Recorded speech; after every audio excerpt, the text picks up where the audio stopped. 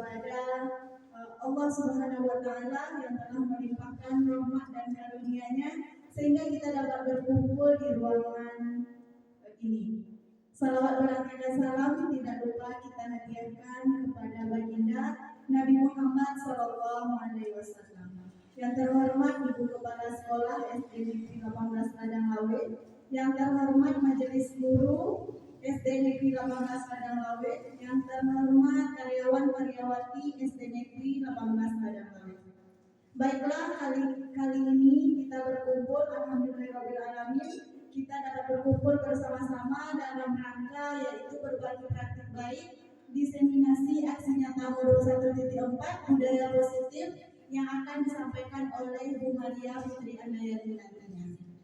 Baiklah, sebelum kita mulai presentasi kita, marilah kita bersama-sama menyanyikan lagu Indonesia Raya yang akan dipimpin oleh Ibu Diva. Kepada Ibu Diva dipersilakan. Dimohonkan untuk para ibu-ibu untuk berdiri.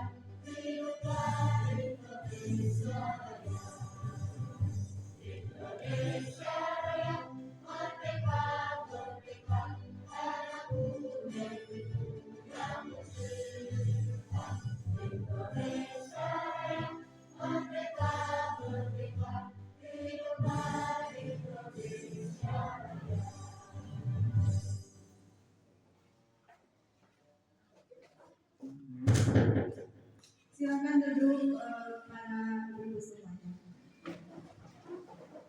Baiklah, langsung saja marilah kita bersama-sama untuk mempresentasikan tentang budaya positif yang akan disampaikan oleh Ibu Maria Fitri Andayani. Kepada Ibu Maria dipersilakan.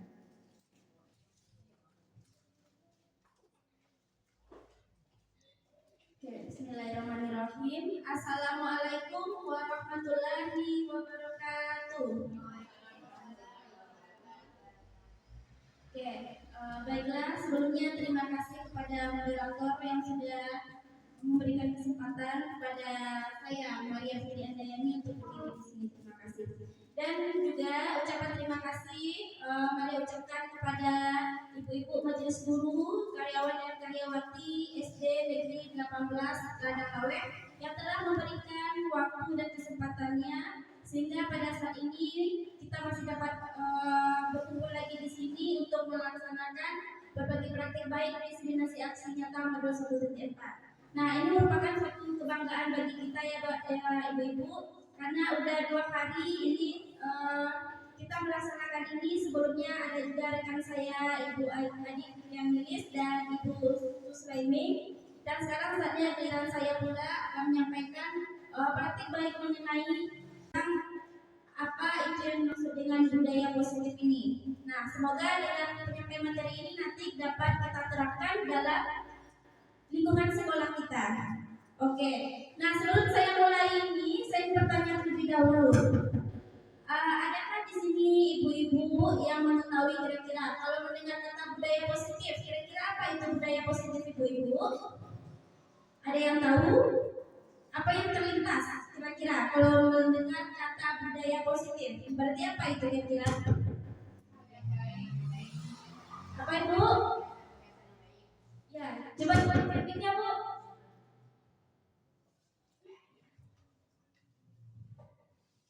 Budaya positif adalah kebiasaan-kebiasaan yang dilakukan yang baik setiap hari. Iya. Iya, terima kasih ya Ibu Suldawati. Budaya positif ya, bagus sekali ya Ibu ya. Ini berkaitan dengan hal-hal yang positif berarti kita budayakan di lingkungan sekolah kita. Ya, kita kasih tepuk tangannya dulu untuk Ibu Suldawati. Ya, tepuk tangan untuk Ibu Suldawati. Oke, langsung saja.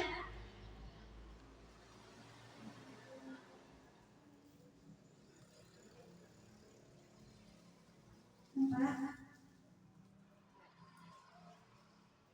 Oke. Nah, di sini di mana tujuan pendidikan itu kita merujuk kepada Bapak pendidikan kita itu Bapak Ki Hajar Dewantara. Menurut Ki Hajar Dewantara, tujuan pendidikan adalah menuntut segala peran yang ada pada anak didik agar mereka dapat mencapai keselamatan dan kebahagiaan setinggi-tingginya baik sebagai manusia maupun sebagai anggota masyarakat. Nah, itu menurut Bapak Ki Hajar Dewantara.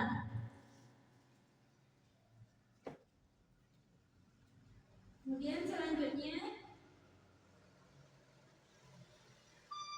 nah, sedangkan budaya positif itu adalah nilai-nilai, keyakinan-keyakinan dan kebiasaan-kebiasaan yang ada di sekolah kita yang berpihak pada murid. Nah, sehingga ini murid dapat berkembang menjadi pribadi yang kritis, penuh rasa hormat dan tanggung jawab. Nah, itu dia ya. Lalu ada konsep inti budaya positif, Ibu-ibu. Nah, di dalam budaya positif itu memiliki konsep intinya, ada inti-intinya. Apa saja? Yang pertama ada namanya perubahan paradigma belajar. Kemudian ada disiplin positif, nilai-nilai kebajikan, kebutuhan dasar manusia, teori motivasi perilaku manusia, posisi kontrol guru, keyakinan kelas dan ada terakhir segitiga restitusi. Nah, semua ini itu dirangkum di dalam konsep inti budaya positif. Dan ini akan kita bahas satu persatu. Ya.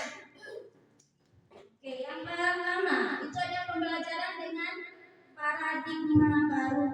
Nah, ibu-ibu, pembelajaran dengan paradigma baru ini merupakan pembelajaran yang dirancang berdasarkan prinsip pembelajaran berdiferensiasi, sehingga para peserta didik itu belajar sesuai kebutuhannya berdasarkan tahap perkembangan sesuai teori psikologi modern untuk mewujudkan profil pelajar Pancasila. Nah, profil pelajar Pancasila itu ada berapa, ibu-ibu? Ada 6 ya. Apa saja yang 6 itu? Apa yang pertama? Ya, yang pertama beriman bertakwa kepada Tuhan yang Maha Esa dan berakhlak mulia. Yang kedua apa? Ada mandiri. Yang ketiga apa, Bu? Kritis. Yang keempat? Nah, kreatif. Selanjutnya yang kelima bergotong royong dan yang terakhir berkebinekaan global. Nah, ini dia kita mewujudkan profil pelajar Pancasila. Jadi untuk mewujudkan itu kira-kira 6 ini yang harus kita penuhi. Nah ini dia ya. Ada yang namanya perubahan paradigma. Nah, ini bisa kita contohkan, ada kegiatannya ya ibu-ibu ya. Ini namanya kegiatan kepalan tangan. Nah, kegiatan kepalan tangan ini akan kita cobakan. Nah, ini ada kayak gamesnya ya ibu-ibu. Nah, itu ada A dan B ya, ada ibu dan teman ya, Anda dan teman Anda. Berarti kita berpasangan di sini. Nah, oke, satu, siap-siap tangannya ya. 1, 2, 3. Ibu Diva sampai mengendap, oke. Nah, berarti Ibu Diva mengendap, Ibu Erna yang mengambil. Boleh dilanjut, boleh dilanjut.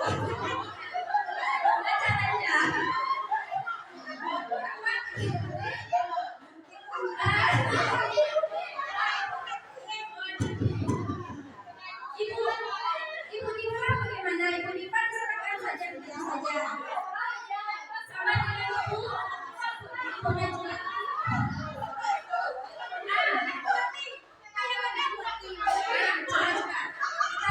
Kita dengarkan pendapat dari Ibu Diva. Bagaimana caranya Ibu Erna bisa mendapatkan Diambil dengan tangan tapi tenaganya kuat sekali.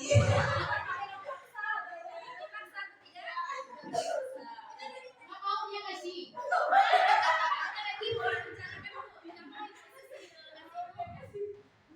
Udah direbut-rebutkan, udah dibujuk, nggak mau mesti kasih. Gimana juga nggak mau dia.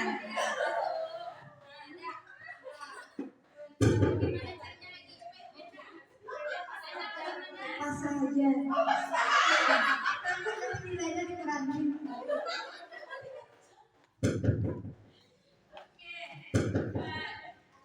Ya, ini Ibu Najwa. Ya, Ibu Najwa.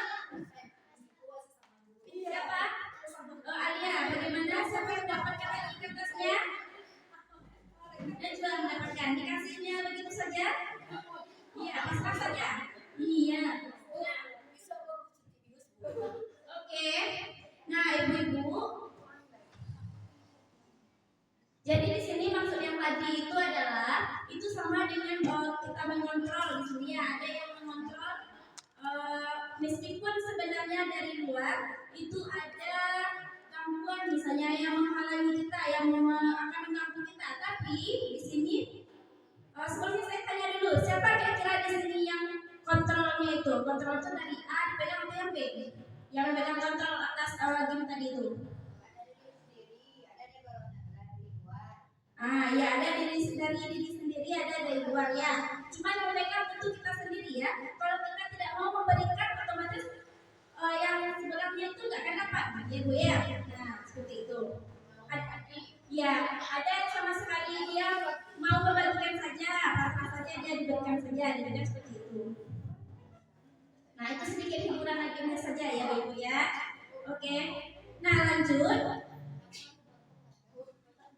Ada namanya miskonsepsi tentang teori kontrol. Nah, ini adalah sebuah teori dari ada para ahli. Di sini dia awalnya ya ibu-ibu kita semua menyangka bahwa emosi guru ini mengontrol murid. Kita mengira bahwa kita ini sebagai guru yang mengontrol murid. Padahal sebenarnya tidak juga ya ibu ya. Karena ada murid itu yang terkadang dia tidak mau kita kontrol kan, tapi terkadang kalau dia mau pasrah dia bisa juga kita kuasai gitu, kita kontrol.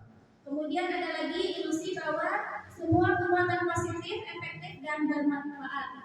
Tidak juga seperti itu sebenarnya. Kemudian ada ilusi bahwa kritik dan membuat rasa bersalah mampu menguatkan karakter. Nah tidak juga, karena kalau adanya membuat rasa bersalah ini bukan menguatkan karakter, terkadang ada juga yang akan menjadi dampak tertekan atau bagaimana itu. Selanjutnya ilusi bahwa orang dewasa berhak memaksa. Tidak juga ya, tidak juga orang dewasa itu berhak memaksa, bukan ya. Nah itu adalah merupakan miskonsepsi tentang teori kontrol. Nah ini lagi selanjutnya mengubah paradigma stimulus respon yang pendekatan teori kontrol.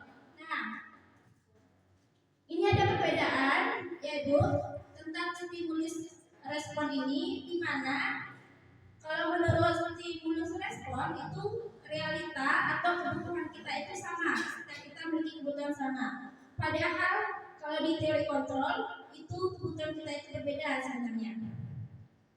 Kemudian yang kedua, semua orang ini kalau di stimulus respon semua orang melihat hal yang sama. Tetapi kalau di teori kontrol itu setiap orang memiliki gambaran yang berbeda. Kita tidak sama. Kemudian kalau di stimulus respon kita mencoba mengubah orang agar berpandangan sama dengan kita. Nah ini oke, satu, siap-siap tangannya ya. 1, 2, 3. Ibu Diva sampai menganggap oke. Ya, berarti Ibu Diva menganggap Ibu Erna yang akan mengambil. Boleh dilayani, boleh dicoba. Baca aja.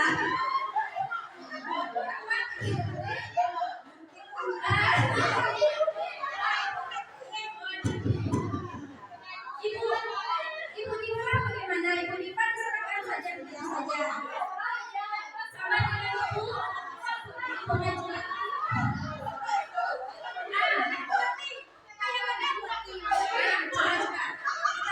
Kita dengarkan pendapat dari Ibu Diva. Bagaimana caranya Ibu bisa mendapatkan Diambil dengan tangan tapi tenaganya kuat sekali.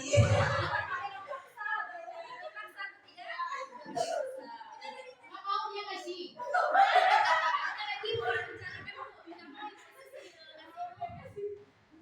Udah direbut-rebutkan, udah dibujuk, nggak mau pesisir ngasih. Dimana juga nggak mau dia.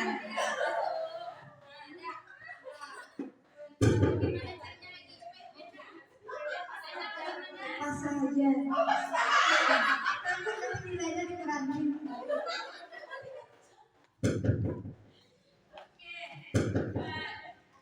Ya, ini Ibu Najwa. Ya, Ibu Najwa. Siapa? Oh, Alia. Bagaimana? Siapa yang mendapatkan lagi kertasnya? Najwa mendapatkan. Dikasihnya begitu saja? Iya, pas-pas saja.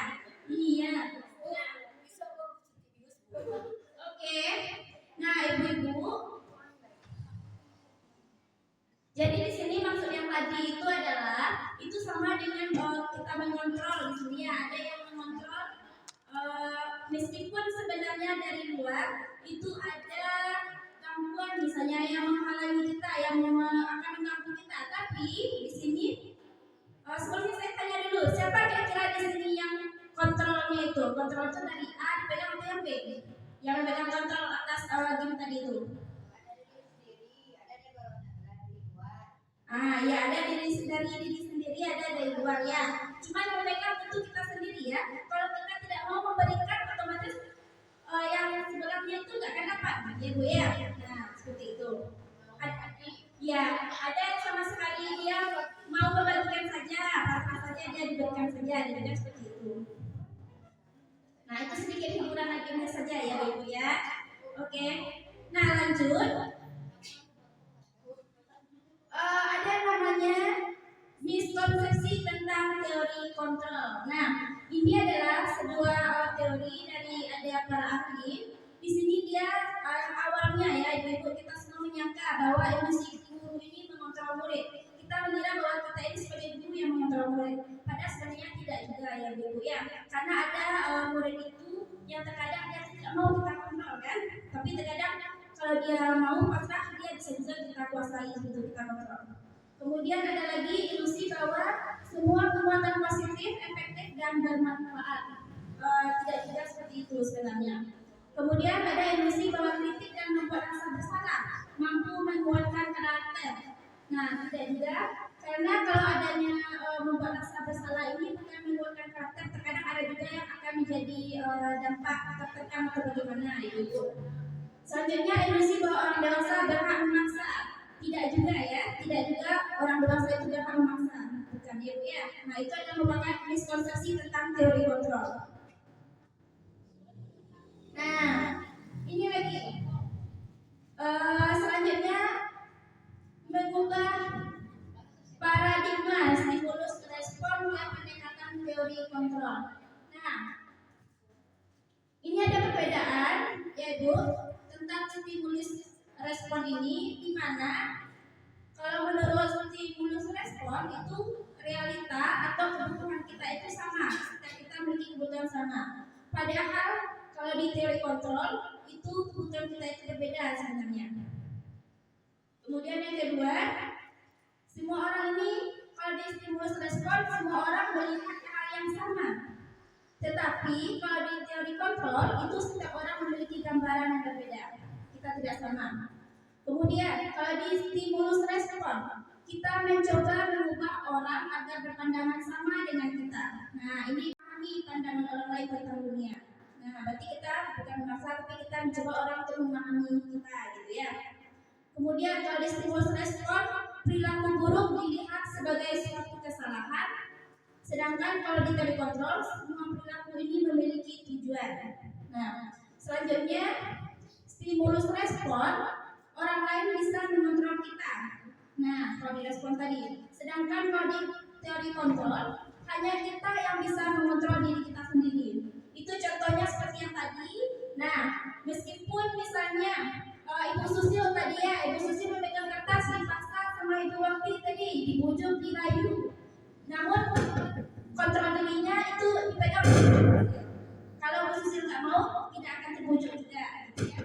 maksudnya.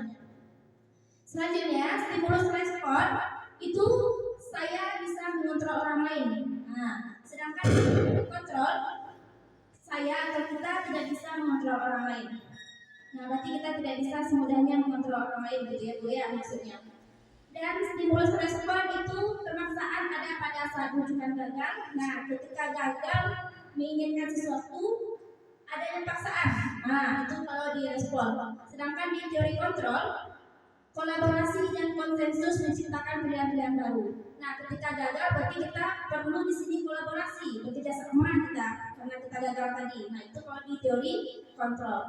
Dan kalau di stimulus respon itu model berpikirnya itu menang kalah. Berarti di sini kita berpikir egois, ya. Kita ingin kita menang, berarti temannya atau yang lain kalah. Nah, itu prinsipnya. Kalau di teori kontrol kita tidak, kita itu model berpikirnya menang-menang. Berarti kita seimbang setidaknya. Nah, seperti itu ya ibu-ibu. Itulah mengubah paradigma stimulus respon ke pendekatan teori kontrol. Nah, baru di sini kita masuk ke disiplin positif. Nah, daya disiplin di sini adanya tepatnya disiplin positif. Nah, disiplin itu berasal dari kata disiplina yang artinya belajar. Namun dalam budaya kita, makna dari kata disiplin telah berubah menjadi sesuatu yang dilakukan seseorang pada orang lain untuk mendapatkan kepatuhan. Nah, disiplin positif adalah cara penerapan atau pembentukan sikap dan perilaku manusia murid yang bertujuan untuk menanamkan motivasi pada diri murid untuk menjadi orang yang mereka inginkan serta menghargai diri sendiri dengan nilai-nilai yang mereka percayai. Nah, di sini ibu-ibu bisa kita lihat ya, ketika murid-murid kita telah memiliki motivasi, maka akan terbentuk motivasi intrinsik yang berdampak jangka panjang. Motivasi ini tidak akan terpengaruh pada hubungan dan hadiah yang diberikan. Mereka akan tetap berperilaku baik dan berlandaskan nilai-nilai kebajikan yang mereka yakini agar mencapai tujuan mulia, dan disiplin positif ini merupakan unsur utama terwujudnya budaya positif. Nah, jadi maksudnya adalah agar kita bisa mencapai budaya positif, tentu kita harus melakukan yang namanya disiplin positif dulu gitu ya ibu ya. Nah, disiplin positif ini itu ada faktornya dari motivasi kita, baik motivasinya itu ada yang namanya intrinsik, nanti ada yang ekstrinsik, dari dalam dan dari luar. Nah, ada yang namanya nilai-nilai kebajikan ya ibu ya. Oke. Nilai-nilai kebajikan adalah sifat-sifat positif manusia yang merupakan tujuan mulia yang ingin dicapai individu. Nilai-nilai tersebut bersifat universal dan lintas rasa, suku bangsa, agama maupun latar belakang. Nah, ini dia contoh dari nilai kebajikan. Nilai kebajikan institusi atau organisasi. Ya, saat ini kita memakai kurikulum apa ibu? Kurikulum Merdeka. Nah, kalau dalam kurikulum Merdeka berarti apa yang akan kita akan kita raih kira-kira gitu. Gimana ya? Antara tiga ini ada profil pelajar Pancasila, primary program ini kalau sama keterampilan hidup. Antara ketiga ini kira-kira yang mana? Nah, ini akan kita wujudkan ibu ya, profil pelajar Pancasila. Nah, contoh dari nilai kebajikan dari profil pelajar Pancasila ini adalah beriman dan bertakwa pada Tuhan Yang Maha Esa serta kita butuh apa ibu? Kita butuh makanan, apa lagi? Pakaian, tempat tinggal, keamanan dan kesehatan. Nah, itu kebutuhan hidup kita ya untuk bertahan hidup. Kemudian kalau yang kedua itu kebutuhan kasih sayang dan rasa diterima. Nah, kira-kira apa contohnya itu? Itu adalah rasa diterima. Kita itu ingin dipedulikan. Kemudian kita ingin berbagi, kerjasama dan menjadi bagian dalam kelompok. Ya, itu merupakan kebutuhan dasar kita yang kasih sayang. Dan yang ketiga itu ada namanya penguasaan. Nah, kebutuhan kalau kita dalam penguasaan ini, kira-kira contohnya adalah itu itu adalah harga diri, kemudian keinginan untuk dianggap, ada lagi pemimpi, berprestasi, diakui dan didengar. Nah, yang keempat itu kebebasan. Nah, kebutuhan dasar kita itu ingin kebebasan, di mana kita itu ingin memiliki pilihan sendiri, kemudian ingin mencoba hal-hal yang baru, dan ingin mampu mengendalikan arah diri kita sendiri. Itu kebutuhan kita supaya memiliki kebebasan. Dan yang terakhir itu ada kebutuhan kesenangan namanya Ibu ya. Nah, di sini contohnya bagaimana kita supaya bisa senang, berarti kita bisa saja bermain, kemudian humoris atau bercanda, antusias dan tertawa. Nah, kelima-lima ini itu adalah 5 kebutuhan dasar manusia. Nah, termasuk di sini ini juga pada murid kita.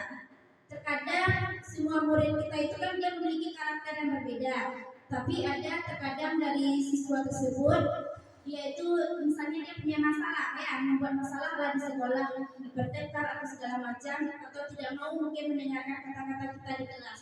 Padahal di antara 5 ini ternyata siswa ini ada kebutuhan dasarnya yang tidak terpenuhi. Nah, misalnya siswa tersebut dia ingin mendapatkan kasih sayang dari kita, mungkin di kelas kita terkadang tidak memperhatikan gitu ya Bu ya, makanya dia kadang berbelak ya.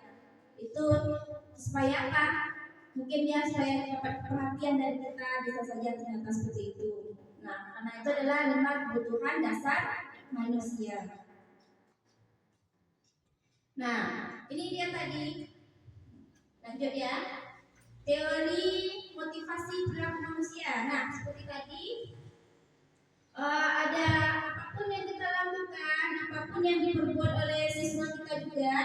Nah, di sini motivasi perilakunya ini itu ada 2 motivasinya. Ada motivasi ekstrinsik, itu yang dari luar. Kemudian ada yang namanya motivasi intrinsik, itu dari dalam dirinya sendiri. Nah, contohnya siswa dia melakukan suatu kesalahan atau perilaku bersikap, motivasinya adalah bisa saja dia itu untuk menghindari ketidaknyamanan atau hukuman. Nah, misalnya dia rajin ya Bu ya, anak didik kita ini dia rajin tanpa disuruh dia mengambil sampah sendiri misalnya kan ada seperti itu, tanpa disuruh dia bekerja saja dia sendiri menyapu atau bagaimana. Nah, ternyata perilakunya ini ada yang dari luar ini itu untuk menghindari ketidaknyamanannya. Jadi maksudnya di sini dia tuh tidak ingin kalau kotor berarti dia bersin gitu kan. Nah, banyak sampah nampak kan, makanya diambilnya sendiri. Atau dia itu untuk menghindari hukuman, takut dia nanti kena hukum sama ibu guru seperti itu dari luar motivasinya dia melakukan hal mengambil sampah tadi. Kemudian ada juga motivasi anak tersebut melakukan itu adalah untuk mendapatkan imbalan atau penghargaan dari orang lain. Nah, bisa saja kan biar nampak sama ibu gurunya atau teman-temannya nanti dikasihlah reward atau hadiah misalnya kan. Nah, itu motivasi dia melakukannya dari luar namanya atau motivasi ekstrinsik. Sedangkan kalau motivasi intrinsik itu yang dari dalam dirinya, itu dia itu ingin menjadi orang yang mereka inginkan dan menghargai diri sendiri dan dengan nilai-nilai mereka percaya. Berarti sih memang sudah keinginan dia sendiri bagaimana dia menghargai dirinya sendiri. Berarti memang tipenya seperti itu ya. Itu yang bagian dari motivasi intrinsiknya namanya ibu-ibu ya. Pernah kita melihat siswa kita seperti ini di sekolah ibu-ibu? Nah, ini dia. Ada hukuman tadi, ya Bu ya. Ada hukuman, ada konsekuensi dan restitusi. Nah, ini ada kaitannya juga, ada perbedaannya di sini. Nah, bagaimana siswa tadi dia melakukan bersikap. Nah, takut misalnya takut hukumannya. Apa itu hukuman? Nah, hukuman ini sama dengan perbuatan yang tidak terencana atau tiba-tiba. Kemudian murid ini tidak tahu apa yang akan terjadi. Nah, kemudian kalau hukuman ini sifatnya satu arah dan hukuman ini berupa bisa saja fisik atau psikis, itu hukuman. Tapi kalau konsekuensi itu lebih ke terencana atau sudah disepakati bersama gitu, sesuai peraturan. Dan kalau konsekuensi ini dia murid ini tetap dibuat nyaman. Nah, beda dengan hukuman ya Bu ya. Kemudian ada lagi kalau konsekuensi di sini sikap guru ini selalu memonitori murid. Nah, itu dia bedanya. Lebih mana yang lebih bagus, hukuman atau konsekuensi Bu? Bagus ya, konsekuensi dulu ya, antara hukuman dan konsekuensi. Nah, baru nanti di sini ada namanya restitusi. Baru restitusi itu apa? Restitusi itu merupakan proses menciptakan kondisi bagi murid untuk memperbaiki kesalahan. Nah, proses ini merupakan kolaboratif yang mengajarkan murid untuk mencari solusi sendiri. Nah, berarti kalau murid itu ada kesalahan, siswa kita ada berbuat sesuatu yang tidak baik, berarti kita adakan restitusi namanya ya, untuk menciptakan bagaimana si murid ini bisa memperbaiki kesalahannya. Proses kolaboratif kerjasama berarti di sini, agar si murid bisa mencari solusi sendiri dari setiap permasalahannya. Tuh. Nah, ini juga pernah sudah sering kita lakukan juga ya Bu ya di sekolah kita kan, restitusi bagaimana cara kita untuk memperbaiki kesalahan murid kita. Nah, ini dia perbedaan hukuman dan konsekuensi.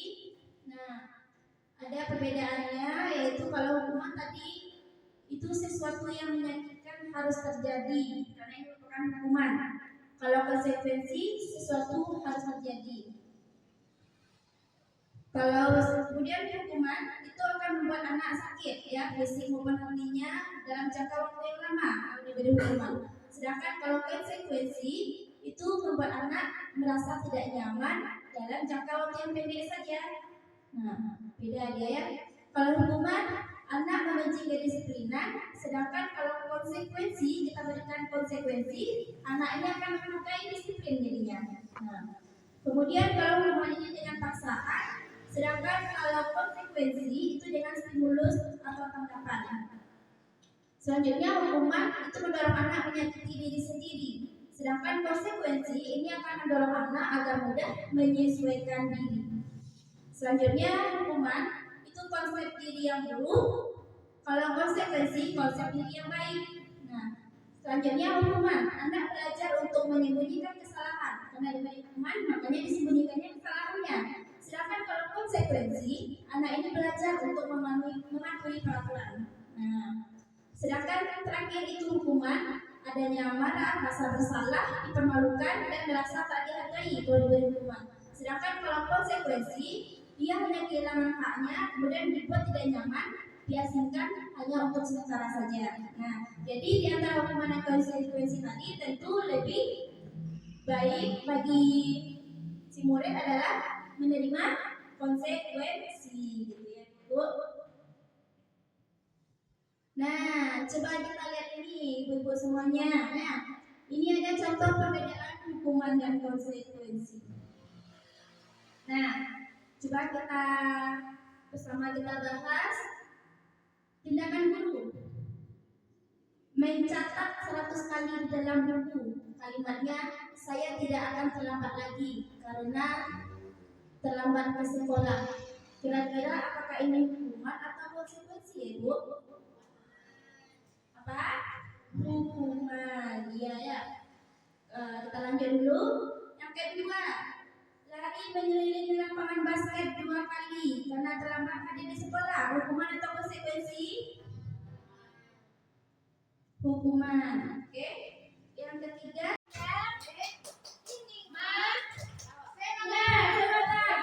coba semangatnya dipimpin oleh Ibu Endang. Ya, coba Ibu Endang mau kesini ke depan. Yang bimbing itu. Oke,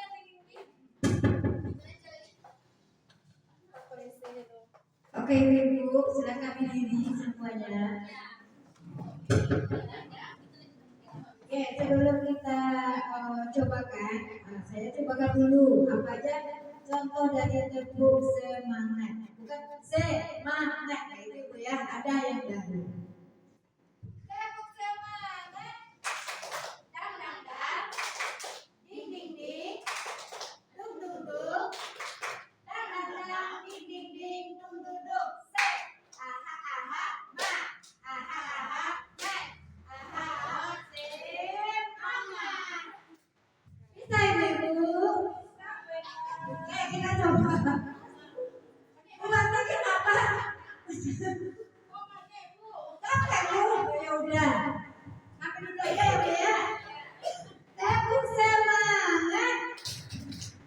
enggak?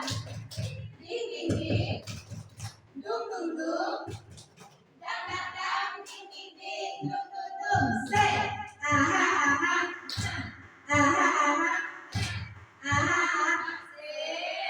Semangat. Terima kasih Bu ya. Banyak Ibu Endang. Udah lebih semangat lagi ya Ibu ya. Karena saat ini benar-benar cukup bikin kita agak kurang ngantuk jadinya beberapa presentasi. Kita semangat ya Ibu. Nah kita lanjutkan lagi. Slide selanjutnya. Merdeka menurut Ki Hajar Dewantara artinya tidak hanya terlepas dari perintah akan tetapi juga cekap buat memerintah diri sendiri. Filosofi dari Bapak Ki Hajar Dewantara ya bahwa merdeka itu terjadi dari kedisiplinan maksudnya. Nah, yang ini poinnya intinya Ibu ya, restitusi yang terakhir. Apa itu yang dimaksud dengan restitusi? Restitusi adalah proses menciptakan kondisi bagi murid untuk memperbaiki kesalahan mereka sehingga mereka bisa kembali pada kelompok mereka dengan karakter yang lebih kuat. Restitusi juga merupakan proses kolaboratif yang mengajarkan murid untuk mencari solusi dari masalah mereka dan membantu murid untuk berpikir tentang orang seperti apa yang mereka inginkan. Nah, atau tujuan mulia dan bagaimana mereka harus memperlakukan orang lain. Berarti intinya di sini kita itu mengadakan restitusi ini untuk menciptakan suatu kondisi agar siswa tersebut bisa memperbaiki kesalahannya, ya, dalam bentuk diskusi. Nah ini dia ada 9 ciri-ciri restitusi.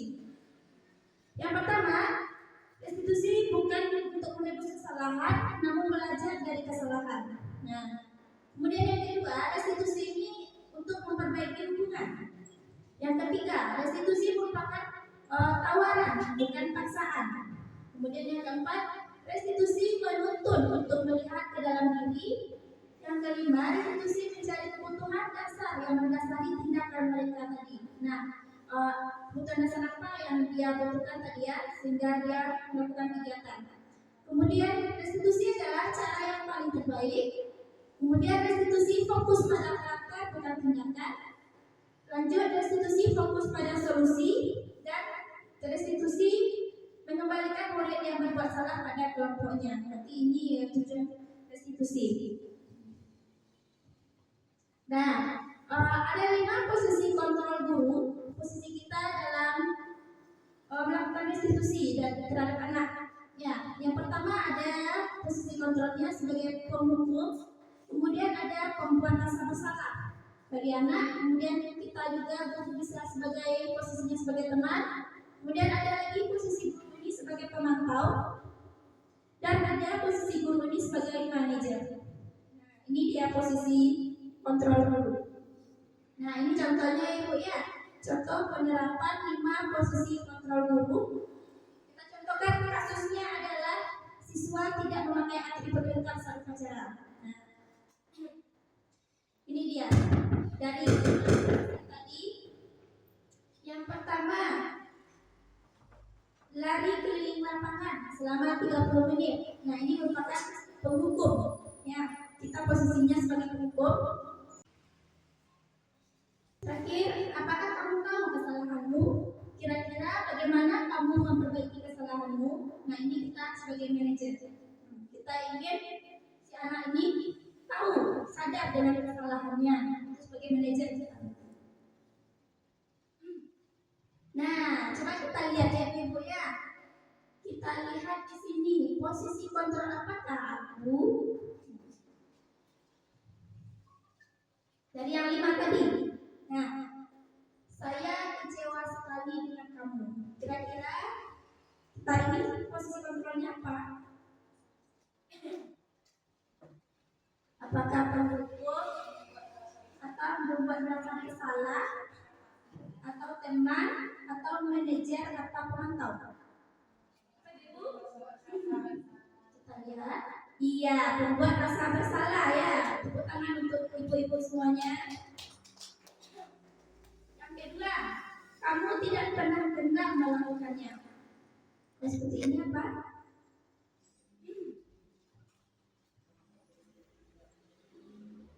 tidak benar-benar melakukannya. Apakah penghukum kita atau pemantau atau manajer, teman atau membuat rasa bersalah? Kita lihat ini dulu ya. Penghukum. Kemudian ada lagi, apa rencanamu untuk menyelesaikan ini? Jadi apa? Manajer, ya benar ya. Lanjut, ayolah lakukan demi bapak atau ibu ya. Ini kita, nah sebagai teman posisi kita. Yang terakhir, kamu tidak akan pernah mendapatkan nilai jika tidak mengerjakan tugas. Jadi kita hukuman ya. Mantau. Kita lihat dia ya, kalau tidak mengerjakan tugas dia, jadi dia tidak mendapatkan nilai. Oke, dah. Nah, jadi dalam kita itu anak membuat konstitusi tadi, tentu di sini ada yang namanya keyakinan kelas ya. Ini ada sangkut-pautnya dengan keyakinan kelas. Nah, mengapa keyakinan kelas dan mengapa bukan peraturan kelas? Nah, itu berbeda ya, Bu ya, antara keyakinan sama peraturan.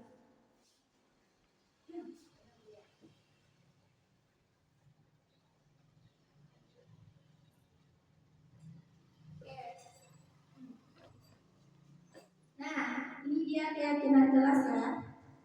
Keyakinan kelas. Yang berbeda ya Ibu ya, keyakinan kelas sama keyakinan kelas.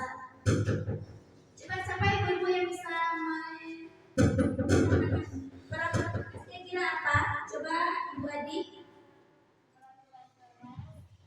Peraturan kelas yaitu peraturan yang telah dibuat sebelum anak itu masuk. Jadi peraturan itu sudah ada. Sementara keyakinan kelas itu adalah dibuat bersama anak-anak berada di dalam kelas. Ya, terima kasih kepada Ibu Adi yang telah memberikan pandangan terhadap perbedaan peraturan kelas dan keyakinan kelas. Ya, kasih tepuk tangannya lagi untuk Ibu Adi. Terima kasih Ibu Adi. Nah, ini dia keyakinan kelas ini bersifat abstrak. Kemudian berupa bersifat abstrak berarti bersifat sama seperti abstrak berarti ada kayak intinya gitu langsung ya. Kemudian berupa pernyataan universal berarti pernyataan umum. Kemudian dibuat dalam pernyataan positif kalau keyakinan kelas. Nah, tidak boleh dengan kata-kata negatif. Kemudian keyakinan kelas ini sedikit saja akan mudah diingat. Kemudian sesuai dengan kondisi kelas dan sekolah sehingga mudah diterapkan. Dan semua warga sekolah atau kelas dilibatkan saat membuat keyakinan kelas. Nah, itu bedanya sama peraturan kelas. Kalau peraturan kelas kan sudah ada. Nah, tapi kalau keyakinan kelas kita membuatnya bersama-sama. Nah, ini dia ada prosedurnya pembuatan pembentukan keyakinan kelas. Nah, sebenarnya di sini apakah ibu-ibu ada yang sudah membuat keyakinan kelas di kelasnya masing-masing? Sudah ya ibu ya. Nah, ada prosedurnya. Kita bawa dia ke tempat yang aman misalnya atau bisa tenang dia di kantor, tidak ada dapat teman-temannya. Nah, apa itu segitiga restitusi? Itu adalah suatu proses dialog yang dijalankan oleh guru agar dapat menghasilkan murid yang mandiri dan bertanggung jawab. Nah, ada 3 tahapan di sini. Yang pertama ada menstabilkan identitas terlebih dahulu. Kemudian ada validasi tindakan yang salah, dan yang ketiga menanyakan keyakinan. Nah, menstabilkan identitas. Tahapan yang pertama itu adalah berdasarkan prinsip maupun kesalahan adalah bagian dari proses pembelajaran. Bisa saja seperti ini, kita panggil anak itu ke kantor. Yang pertama kita stabilkan dulu identitasnya. Bisa dengan berkata seperti ini, kita ya ibu, berbuat salah itu wajar. Tidak ada manusia yang sempurna. Ibu atau bapak juga pernah melakukan itu. Ibu atau bapak tidak mau mencari siapa yang salah, tapi ibu atau bapak akan mencari solusi dari permasalahan ini. Nah, itu adalah contoh kita bisa jaga identitas mereka. Jadi kita tidak langsung memarahi atau menjawabnya itu, tapi kita sadarkan dulu identitasnya dengan berkata seperti ini, gitu ya. Kemudian yang kedua prinsip validasi tindakan yang salah. Nah, ini adalah berdasarkan prinsip setiap perilaku berupaya memenuhi suatu kebutuhan tadi. Pernah kan anak itu dia melakukan masalah, ternyata dia ada suatu kebutuhan yang ingin dia capai, makanya dia berbuat sesuatu. Nah, kita tanya dia seperti ini, kamu pasti punya alasan kenapa kamu melakukan hal itu. Nah, itu contoh dari toleransi tindakan yang salah. Padahal kamu bisa melakukan yang lebih buruk dari ini ya. Nah, kamu patut bangga karena telah melindungi sesuatu yang penting buatmu. Kamu melakukannya karena mempertahankan sesuatu yang penting bagimu. Nah, kita tanya ibaratnya alasannya, itu validasi tindakan yang salah namanya. Kita tanya kenapa dia melakukan hal seperti itu. Dan yang terakhir, baru kita tanyakan keyakinan. Nah, keyakinan ini berdasarkan prinsip teori kontrol bahwa pada dasarnya kita termotivasi secara intrinsik. Nah, kita tanyakan keyakinan. Kenapa? Karena di kelas kan kita telah memiliki keyakinan kelas ya Ibu ya. Nah, ternyata si anak ini dia melanggar. Maka kita tanya seperti ini. Apa keyakinan kelas kita? Nah, nilai-nilai apa yang telah kita sepakati? Ya, kamu ingin menjadi orang yang seperti apa? Nah, seperti itu. Itu adalah menanyakan keyakinan kelas namanya. Menanyakan keyakinan kita. Nah, ini adalah contoh penerapan segitiga diskusi yang pernah saya lakukan pada salah seorang murid.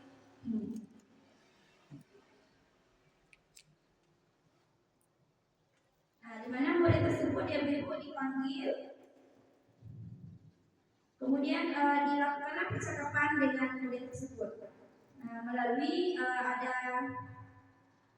3 cara tadi ya. Ada pertama menanyakan menstabilkan identitas, kemudian validasi tindakan salah, dan terakhir menanyakan keyakinan. Nah, seperti ini. Gak bisa diputar ternyata Ibu ya.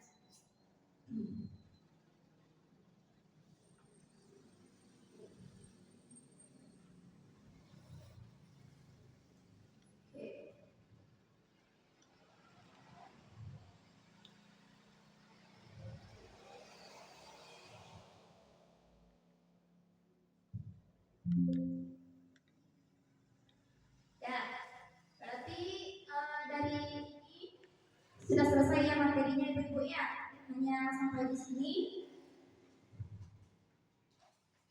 Nah, penutupnya adalah di sini sedikit penutup.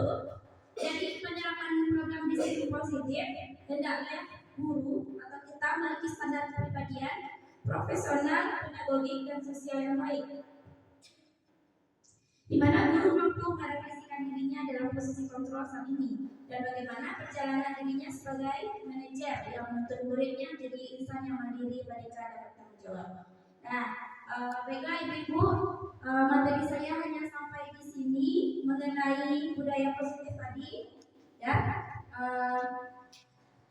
dari kesemua materi ini saya harapkan mudah-mudahan bisa kita terapkan dalam lingkungan sekolah kita dan bisa jadi pembelajaran bagi kita untuk yang kedepannya, Ibu ya.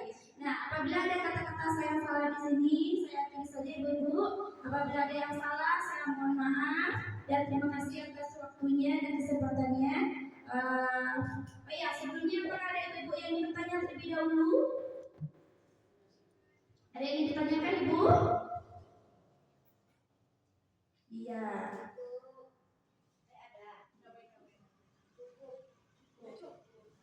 Nah, atau langsung saja ada yang ingin memberikan apa? Refleksi ya namanya ya. Nah, apa refleksinya dari yang ini? Apa pembelajaran yang dapat kita lakukan? Pembelajaran yang dapat kita ambil ya Ibu? Pada Ibu adik dipersilakan.